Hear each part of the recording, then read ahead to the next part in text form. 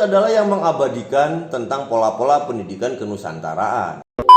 Konsepsi pendidikan di dalam kenusantaraan. Bahwa yang namanya guru itu harus wujud fisik. Assalamualaikum warahmatullahi wabarakatuh. Berjumpa lagi dengan kita di acara Askes, Askara Podcast. Nah, seperti biasanya pada hari ini kita akan berbincang-bincang kembali dengan narasumber di Askes ini. Namun pada kesempatan hari ini kita kedatangan tamu atau narasumber yang agak berbeda dari biasanya. Kalau seperti biasanya kita kedatangan dari mahasiswa dari FKIP itu sendiri, dari himpunan, dari BEM dan mahasiswa lainnya. Nah, pada hari ini kita kedatangan tamu yang spesial, tamu yang istimewa lah istilahnya, mungkin seperti itu. Nah, sekarang kita kedatangan Pak Sony Sanjaya atau lebih dikenal dengan Pak Sony Bebek ya Pak? Ya. Gimana Pak kabarnya?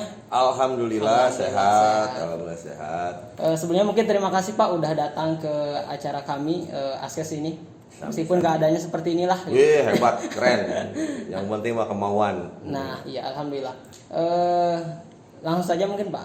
Kesibukan hari ini apa Pak? Kesibukan hari ini mah tadi ngajar, terus ada pembekalan ke mahasiswa yang akan berangkat KKN ke Desa Sukapura, Kecamatan Kertasari. Ada 65 mahasiswa Vkom yang mau berangkat ke KKN. Ya selebihnya mah gitulah, di kebudayaan biasa. Alhamdulillah. Nah, sebenarnya pada hari ini kita akan lebih mengenal beliau, terutama mungkin dari segi historis, bahkan yang akan bisa kita teladani dari beliau seperti itu. Kayaknya nggak ada sebenarnya. Pasti banyak lah gitu. Saya menyimak beliau ini gitu. Mungkin teman-teman bisa searching lah gitu di media sosial, pasti akan banyak video, artikel dan lain sebagainya. Nah, hal pertama yang menarik bagi saya itu ketika mendengar nama Bapak sendiri gitu, di Bebek gitu. Ya. Awalnya seperti apa itu Pak? Ini pertanyaan ke 1.400.000. Nama itu teman-teman SD. Oh iya.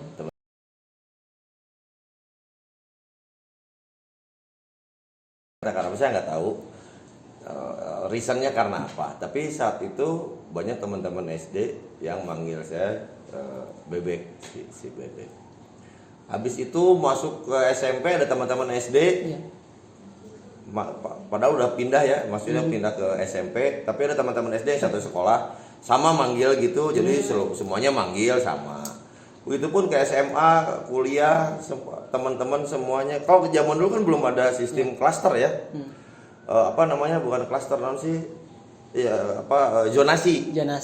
Jadi teman-teman dari manapun yang satu SD ke SMP dari manapun ya kan ngumpul, ke SMA begitupun dari manapun ngumpul. Jadi akhirnya meluaslah nama panggilan Bebek itu sampai ke masuk dunia radio. Saya abadikan nama Bebek itu jadi panggilan di radio, panggilan penyiar saat itu tidak menggunakan nama asli tapi menggunakan nama Sony Bebek. Nah dari situ sudah wartawan siapapun lah itu jurnalis yang meliput tentang saya pasti menulisnya pun Sony Bebek. Jadi nama terkenalnya mungkin sekarang ya Pak ya, alhamdulillah juga ya. Kalau saya nggak nyebut nama terkenalnya itu nama panggilan aja lah. Nama panggilan. Dan saya nyaman dengan itu. Lebih ke nama panggung gini sekarang mau dipakainya. Sebetulnya karena itu juga bukan dari nama panggung ya. Kalau orang karena nama panggung, kalau saya dari awal memang tidak meniatkan itu menjadi sebuah nama panggung, karena memang dari dulunya dipanggil seperti itu. Ya. Mertua saya aja manggilnya Bebek ke saya. Sampai mertua pun. Iya, mertua pun manggilnya Bebek, nggak Sony gitu. Kalau aktivitas yang memang menjadi profesi Bapak sendiri yang ditekuni, atau misalkan ada profesi yang emang ini loh profesi saya mah gitu. Yang saya simak kan emang banyak pisan gitu ya. Baik itu dari jadi presenter, host, MC, kemudian musisi juga gitu kan. Kemudian juga ada kemarin pas ada di berarti hostnya kepo ini sebenarnya. Ada juga pas di acara Vkom ngelukis juga beliau ini. Nah, posisinya di mana sih sebenarnya yang emang wah ini saya loh gitu Pak? Ya, bagi saya adalah orang yang tidak mau menyebutkan diri saya tuh apa. Saya tidak mau dibatasi oleh sebutan-sebutan yang menempel dalam kegiatan. Seolah-olah begini, ketika saya adalah profesinya sebagai dosen, yang ngapain atuh ngelukis, ngapain itu kan gitu. Dia artinya saya ya saya. Posisinya di mana? Posisinya tergantung saya sedang apa. Misalkan ketika saya sedang mengajar di kampus, saat itu posisi saya sebagai dosen. Ketika saya sedang bersenang-senang dengan kanvas, saya posisinya sedang menjadi seorang pelukis. Bahkan saya nggak mau nyebut pelukis ya, nyebutnya yang sedang bercoret-coret di kanvas itu. Ketika saya sedang bersama teman-teman band, ya posisi saat itu adalah sebagai seniman musik. Jadi tidak ada batasan bagi saya bahwa posisi saya ada di mana. Tergantung saya berhadapan dengan siapa. Gitu. Dan di lingkungan mana mungkin. Betul. Gitu. Nah, kan pasti itu juga ada latar belakangnya sendiri ya Pak. Maksudnya kegiatan itu muncul. Nah, misalkan musisi tadi, kemudian juga pelukis tadi, apakah memang bakat dari kecil atau misalkan memang udah ditargetan dari masa muda, saya emang suka seperti itu, atau misalkan berjalan dengan waktunya saja gitu Pak? Target, saya tidak pernah punya target dalam kehidupan. Bener, target dalam artian begini, selama saya senang melakukannya, berarti targetnya adalah kesenangan ya. Jika melakukan sesuatu kita tidak senang dan diakhiri juga dengan kekecewaan, ya ngapain gitu kan? Ya benar juga. Saya sih karena resep, karena sayanya senang, karena sayanya juga bahagia melakukannya. Jadi ya sudah, targetnya itu sudah tercapai. Masalah hasilnya itu buruk, cek batur itu ya. Masalah hasilnya tidak bagus menurut orang lain, ya biarin, toh orang lain yang tidak bahagianya mah karena melihat hasil karya saya jelek, terus mereka kecewa, misalnya mana yang kecewa. Nah, saya mah yang melakukannya tetap bahagia gitu maksudnya. Iya, ya kan pada akhirnya mungkin kesenangan itu pun akan dihargai orang ketika orang apa ya istilahnya, ketika emang sudah kitanya udah besar gitu, dalam artian nama kita udah besar mah gitu Pak, apapun yang kita lakuin pasti akan jadi apa ya istilahnya. Ternyata enggak. Saya dulu mungkin begitu pandangan orang. Saya pun pernah merasakan itu bahwa bahasa kerennya adalah ketika orang akan mendengar, everybody will hear gitu ya. Ketika yang bicaranya adalah seseorang gitu kan. Nah, dan untuk menjadi seseorang itu kan perlu proses, gitu kan, perlu proses. Nah, artinya target kita jangan kudu hayang jadi seseorang sebetulnya mah. Tapi lakukan dulu gitu kan. Lakukan. Toh itu kan kita sedang berproses, tidak pernah harus, nggak pernah apa ya, menanamkan bahwa saya harus menjadi pelukis, harus menjadi pemain band yang gimana, enggak, bukan. Saya saat itu cuma berpikir tentang saya menghasilkan apa, udah itu saja, menghasilkan apa. Banyak orang nyinyir mah banyak banget atau Kang Deni, banyak banget, ngapain sih nanaonan sih gitu kan ya. Bagi saya itu bukan sebuah halangan, bukan sebagai, bahkan cacian pun buat saya senangi, hinaan antara karya pun saya senangi, ya sudah, tenang toh publik bebas menilai. Jangan berpikir bahwa anggaplah besar itu juga bukan berarti tidak banyak orang yang membenci gitu ya. Banyak banget. Ya kadang kan kita mah istilahnya pengen instannya aja gitu ya Pak. Iya, betul. Kadang kita masih kebingungan hal apa sih yang emang diri kita emang punya tuh gitu, tetapi nggak ngelakuin itu. Betul. Nah, kemudian mungkin Pak pasti kan emang boleh diminum? Boleh Pak, diminum dulu. Perihal lingkungan juga Pak, Pak Sony sendiri di lingkungan keluarga atau tempat tinggal dulu masa kecil seperti apa Pak? Apakah itu berpengaruh juga mungkin di keluarga sendiri atau misalnya tetangga gitu? Saya yakin dalam setiap kehidupan manusia environment itu berpengaruh. Tapi belum tentu berpengaruh kepada apa yang kita perbuat. Bisa jadi hanya kepada sikap hidup. Belum tentu kepada hasil karya gitu ya, tapi berpengaruh ya pasti terhadap pola pikir, terhadap pergaulan, terhadap itu pasti sangat berpengaruh. Kalau saya sejak kecil memang di lingkungan yang apa ya, yang senang bermain gitu, yang senang guyup rame-rame gitu Ya, sejak benar-benar. kecil, dan di keluarga pun seperti itu. Maka ketika saya bergaul dengan teman-teman, karena di keluarga saya adalah orang-orang yang senang ngumpul-ngumpul, jadi saya tercetak menjadi orang yang memang resepnya ngumpul. Nah itu jadi mencari ruang-ruang teh enakeun pada Enakeun gitu akhirnya. kan, karena saya tidak terbiasa dengan apa ya, dengan pergaulan yang sempit. Saya lebih suka dengan lebih banyak teman, lebih banyak sahabat. Benar. Nongkrong di mana itu saya lebih menyukai itu gitu loh. Dan banyak ide, banyak tuker pikiran, banyak, terlepas dari yang negatif dan Ya. positifnya ya, tapi saya ambil dari sisi positifnya bahwa banyak pelajaran hidup yang diambil dari pertemanan yang banyak. Benar, benar. Dan memang apa ya istilahnya banyak yang memang bisa kita ambil juga sih dari emang lingkungan luas itu gitu. Iya. Karena kalau kita diam sendiri mah ya itu aja yang akan kita nikmati Iya, gitu, seperti itu. iya betul. Berkaitan dengan tadi Pak Seni sebagai dosen Uninus nih teman-teman, dari sejak kapan Pak ada di Unis atau misalkan lulusan Unis juga gak nih gitu Pak Seni itu? Ini lucu ya. Saya tuh mengenal Uninus tahun 96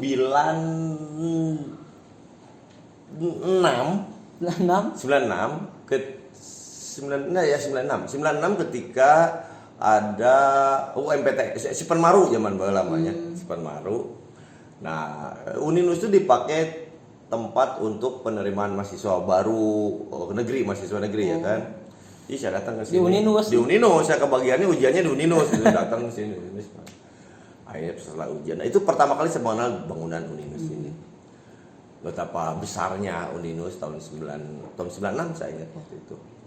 Nah, saya lulusan ternyata tidak diterima di negeri, saya masuk ke Sekolah Tinggi Hukum Bandung. Oh iya. Sekolah Tinggi Hukum Bandung S1, S2 lanjut ke Unisba. Di Fakultas Ilmu Komunikasi.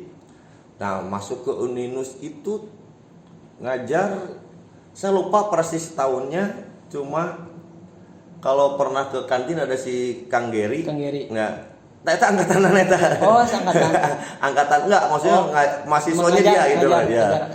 Ya, betul, mahasiswa itu. Jadi saya lupa berapa tahunnya saya di sini. Kalau misalkan ditarik ke sekarang pasti udah lama lah intinya mungkin seperti itu. Ya. Dan memang melipati beberapa fase kayaknya. Betul. Betul sekali. Berapa kali ganti rektor itu dan berapa kali ganti dekan ya. Nah, kenapa saya bisa ke Uninus? Saya nurut ke dosen kalian. Guru ngaji saya itu adalah mantan dekan FKIP juga. Abah Mudrikah itu, Abah Ahmad itu adalah guru ngaji saya. Abah Ahmad itu adalah guru spiritual saya. Abah Ahmad itu adalah yang mengajarkan tentang pemahaman agama, tentang kehidupan, mengaji dan segala sesuatunya. Maka saya mengangkat beliau itu sebagai kiai saya. Nah, Pak Kiai itu bilang ke saya, kamu ngajar ke Uninus. Waktu itu saya ngajar di Unpad, saya ngajar di LP3I waktu itu, sebelum di Uninus. Diminta untuk ngajar di Uninus, ngebantu ke Vkom. Akhirnya saya sebagai santrinya saya harus nurut. Siap, saya bilang saya akan membaktikan ilmu saya yang saya bisa dari dunia media, apapun itulah yang berkaitan dengan Vkom. Nah, ini saya terima ngajar di sini sampai hari ini. Jadi saya manut ke guru dan saat itu masih ngajegang kemana-mana gitu ya.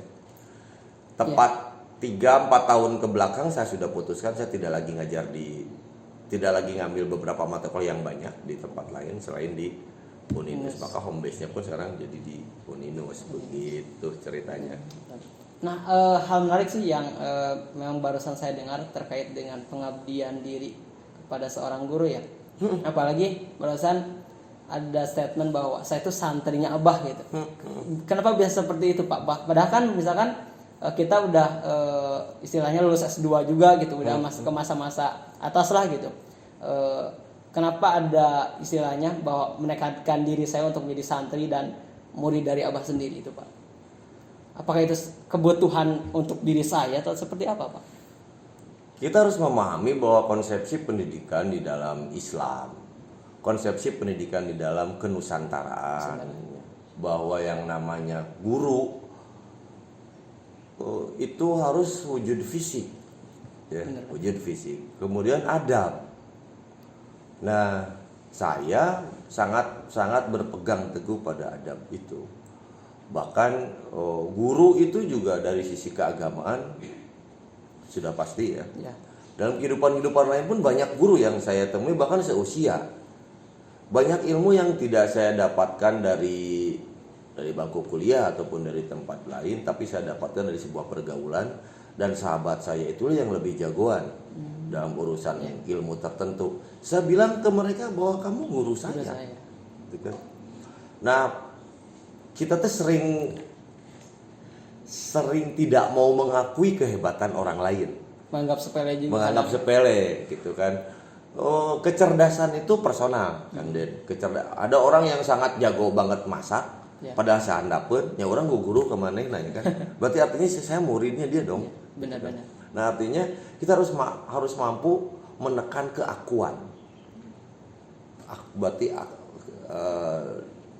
dalam pelajaran ihsan itu kan harusnya hilangkanlah keakuan. Leungitkeun da maneh malin sasaha. You are nothing gitu kan. You are nobody. Bahwa yang somebody itu and someone itu adalah orang lain yang memiliki ilmunya yang banyak. Nah, kita mah hilangkan jiwa keakuan. Saya bisa itu, saya bisa iya, saya bisa itu, saya bisa iya. Enggak, masih banyak yang belum bisa itu, belum bisa iya gitu. Benar. Masih banyak yang belum saya miliki, belum banyak yang belum saya ketahui. Dan itu adanya di luaran sana. Nah, hal menarik ya teman-teman, memang sejauh atau apa ya istilahnya, selama apapun kita berdiri dan setinggi apapun posisi kita hari ini, bahwa menuntut ilmu memang penting, kemudian juga menghargai seseorang dengan karyanya itu sangat penting, karena ada istilahnya satu huruf yang diajarkan kepada kita itu adalah guru kita gitu, istilahnya gitu kan ya Pak? Ya, nah, itu. Tentunya itu. Saya balik tanya ke Kang Denny. Ari hatam artinya naon? Beres mungkin Pak. Beres. Jadi kalau mungkinkah ada ilmu yang beres? Gak ada sebenarnya Pak. Jadi lamun ulah aku nyebutkeun hatam. Urang mah geus hatam atuh ilmu eta mah. Nya karek maot atuh juk gitu. Da mun hatam mah artinya beres. Beres mah maot berarti kan. Artinya tidak mau, masa Rasulullah memerintahkan kita untuk terus-terusan tolabul ilmi, ya kan? Artinya memang tidak ada hatamnya. Tapi nah itu aya istilah hataman misalkannya. Hataman teh maksudna tamat maca unggul gitu. Tapi ada hal lain yang memang ada hal lain lagi, dan itu pun dibuka ya tuh. Mal mungkin kiai-kiai itu kan sanusa kitab sakitu ya kan, hatam eta toh buktina tiap hari pun beliau tuh baca lagi, baca lagi. Karena ketika membahas ilmu pas saling berkaitan ya Pak. Ya. Ketika misalkan beres Al-Qur'an kan teu Al-Qur'an unggul istilahnya Pak. Ya. Nah, itu yang sering kita salah maknai itu kan. Nah, orang mas hatam atuh. Ya juga maot atuh juga. Dan mun geus hatam atuh kan geus kuduna beres berarti kan kalau sudah beres. Nah, falsafah hatam itu artinya adalah bahwa kita sudah selesai buku itu, tamat itu, tapi belum dengan pemaknaannya, belum dengan pemahamannya, belum dengan segala sesuatunya, maka dibuka lagi. Dan masih banyak lagi keilmuan yang lainnya, itu maksudnya gitu ya. Belajarlah tiap hari. Prinsip seperti itu sendiri Pak, apakah memang pasti udah punya anak ya Pak? Alhamdulillah. Berapa Pak? Dua. Anak saya yang pertama kelas 1 SMA. Naik kelas 2 berarti ya, kelas 2. Anak saya yang perempuan yang terakhir itu di Pondok Pesantren Sumur Bandung Cililin. Oh, Sumur Bandung. Ya. Saya juga dari Sumur Bandung. Alumni nah ya. Alumni berapa ya? 17. Alhamdulillah. Ya, tidak nyangka ya.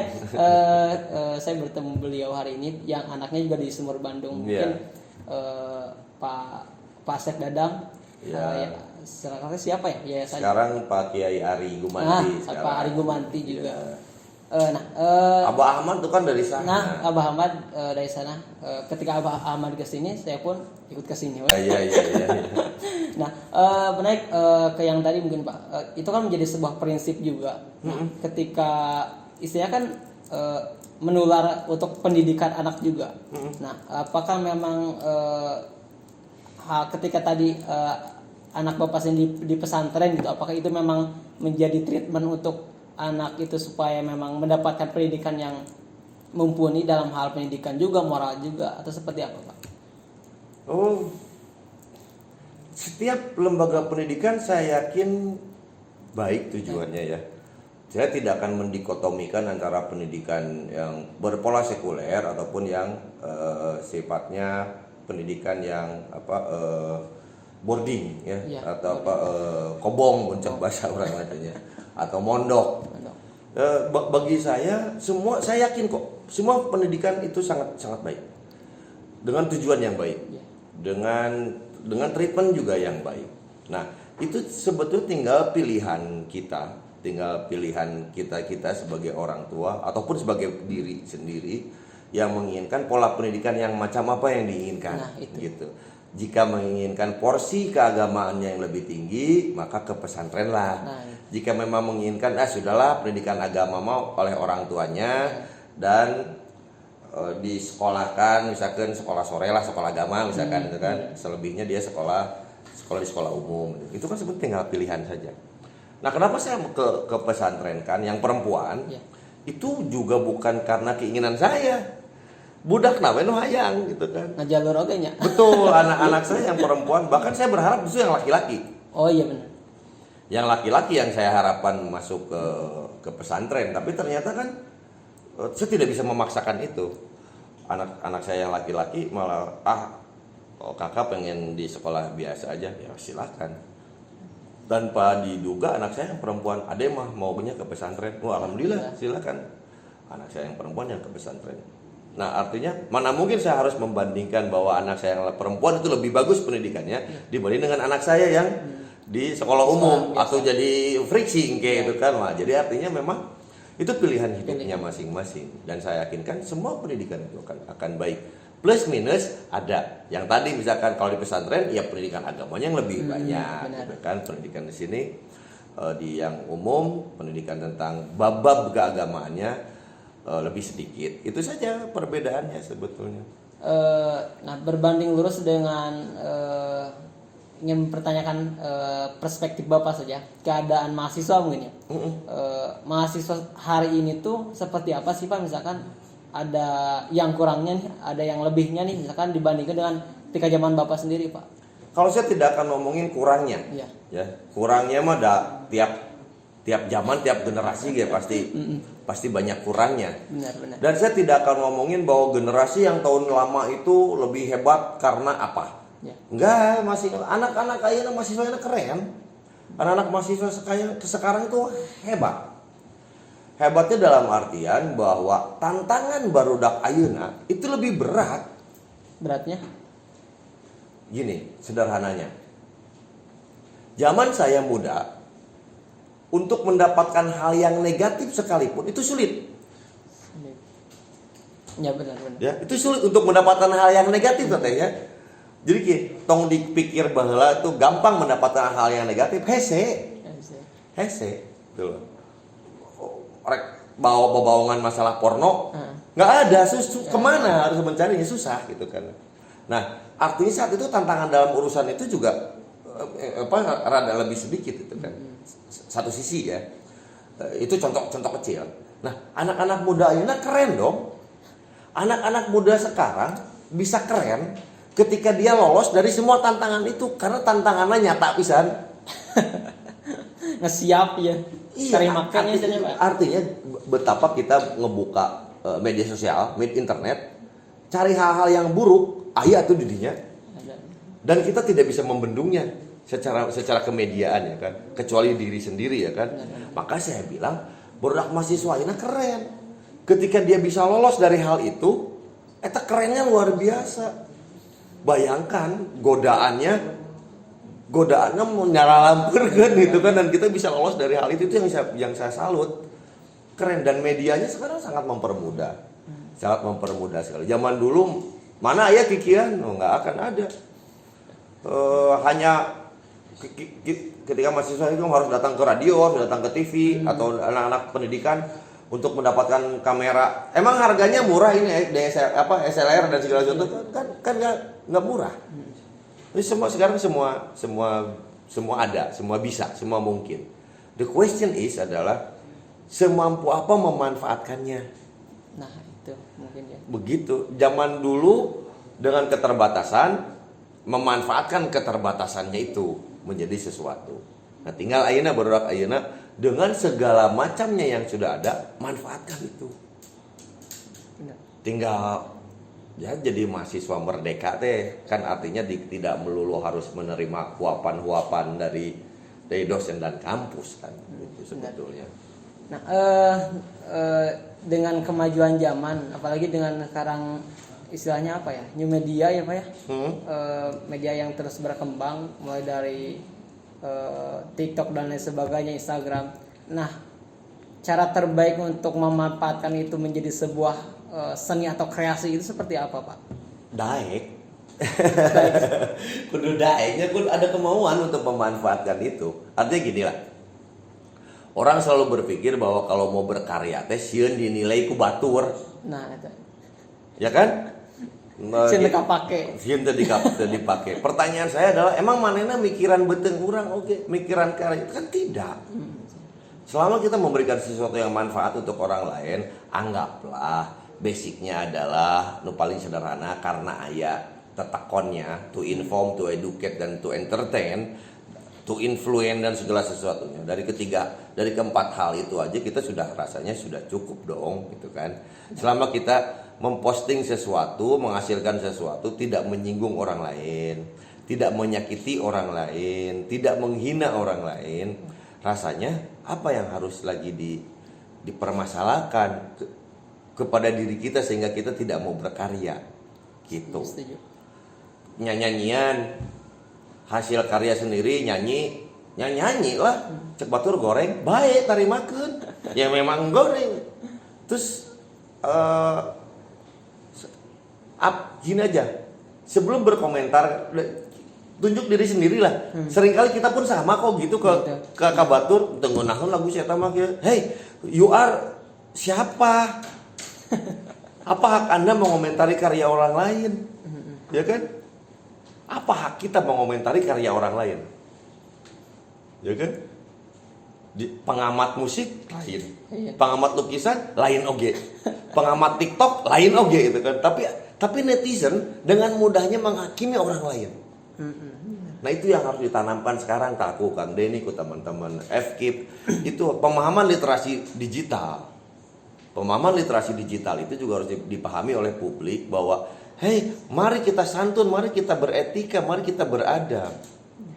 Jangan semudah itu berkomentar miring kepada orang lain, jangan semudah itu berkomentar yang bukan harusnya dikomentari. Itu bagian. Sementara kita berkarya mah berkarya, we. Nah itu mungkin istilahnya mau aja dulu yang penting gitu kan. Oh iya.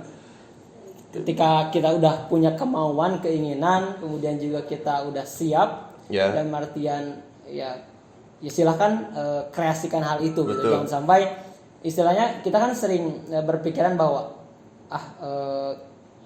masih malu-malu lah Pak gitu kan.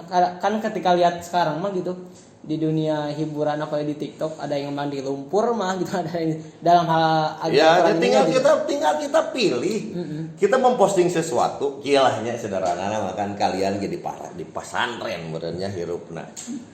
Kalau kita memposting sesuatu lantas tujuannya juga ingin dipuji berarti pan ria meureunna. Benar. Terus orang ambek nu nge-like kurangan 10 nya, terus orang teh keheul ka diri sorangan. Kuduna kan orang nyeun ieu saalus kieu kuduna 100 wae mah aya loh. Nah jadi hilang unsur itunya. Nah, itu. Harusnya kan kita memposting sesuatu dengan senangnya, ya sudah selesai. Oke, saya posting. Da ieu karya orang butuh terkait resep ente. Ya terserah. Toh tujuannya juga ada kebaikan di situnya gitu kan. Jangan dipikir bahwa membuat sesuatu yang baik itu kepada publik itu tidak dinilai ibadah. Itu nilainya ibadah. Intinya bagi teman-teman sendiri gitu, bahwa hari ini tuh khususnya mungkin pada mahasiswa generasi muda, kita isi media tersebut dengan hal-hal positif, kemudian juga istilahnya jangan malu untuk mengembangkan diri gitu. Nah mungkin Lamun tuh make baking soda, baking powder tuh macam kembang teh biasa tuh. mungkin pertanyaan terakhir Pak. Sekarang Bapak di Uninus kan? Hal menarik dari Uninus saat ini apa? Ada. Balik deh ada. Oke. Itu mungkin pertanyaan terakhir dari saya untuk Saya Pak. jelaskan sedikit. Gimana Pak? Uninus adalah yang mengabadikan tentang pola-pola pendidikan kenusantaraan. Salah satunya adalah ketika bertemu dengan guru, ketika bertemu yang lebih senior, ketika bertemu dengan orang-orang yang lebih dianggapnya lebih berilmu, Uninus masih mengabadikan pola rengkuh, pola cium tangan, pola apa, dan itu harus diabadikan. Nah kalian, saya amanat ini amanat bahwa dunia luar itu sering menyebutkan perilaku adab seperti itu disebutnya primordialism. Disebutnya feodal, disebutnya ada penghambaan, ada apa? Disebutnya masih kena pak kolonial gitu, taman gitu. Enggak, beda. Kita harus mampu menjawabnya bahwa adab itu bukan imperialis, adab itu bukan kolonial, adab itu bukan apa feodalisme, bukan. Bahwa adab itu adalah respect, ya kan? Ada penghormatan, ada bentuk apa ya? Ada bentuk penghargaan kepada sosok yang di depan kita. Saya selalu menerapkan itu dan silakan cek ketika saya ke pesantren, ketika saya bertemu dengan orang-orang yang lebih muda tapi dia lebih berilmu dibanding saya, karena dia adalah asatid gitu ya. Terus masa saya tidak memberikan respeknya, ya kan? Nah, tolong abadikan itu, tolong sebarkan itu, tolong pahami itu bahwa budaya rengkuh, budaya sungkem, budaya itu tuh adalah pola adab yang luar biasa. Luar biasa sekali, karena dengan adab saling istilahnya saling menghargai itu akan timbul juga saling kasih sayang juga gitu ya, Pak. Betul. Nah seperti itu mungkin teman-teman podcast semua tidak terasa waktu kita sudah habis. Ya. Terima kasih Pak. Sami-sami atas, Kang Denny, salam kanggo sadayana. Mohon terima kasih sudah berkenan datang ke sini mungkin. Palingan panas tadi dia suruh huruf wae.